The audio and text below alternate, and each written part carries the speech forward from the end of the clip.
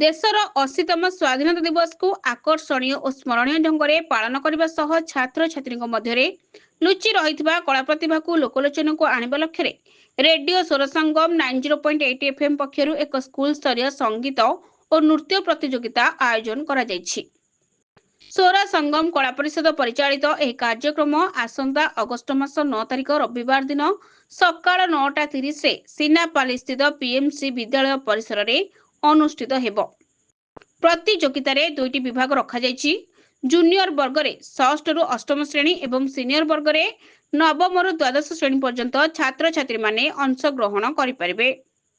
प्रत्येक विद्यालय रु प्रत्येक प्रतियोगिता पई सर्वाधिक 2 जन प्रतियोगी को सुजोग दिया।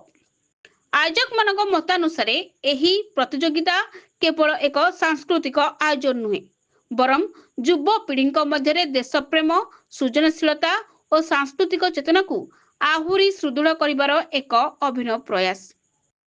ग्रामांचल प्रतिभावान छात्र छात्री को एक बड़ मंच प्रदान करी सेमानकर कला प्रदर्शन सुजोग सृष्टि करबा एही कार्यक्रम मूल उद्देश्य।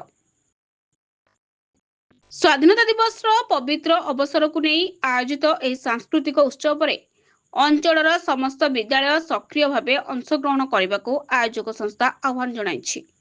संगीत और नृत्य माध्यम देशप्रेमर वार्ता प्रसार सह युव प्रतिभा को प्रोत्साहन देवा दिगरे यही पदक्षेप सफल हेबो बोली स्थानीय बुद्धिजीवी और शिक्षाविद माने आशा प्रकाश करिसेंती।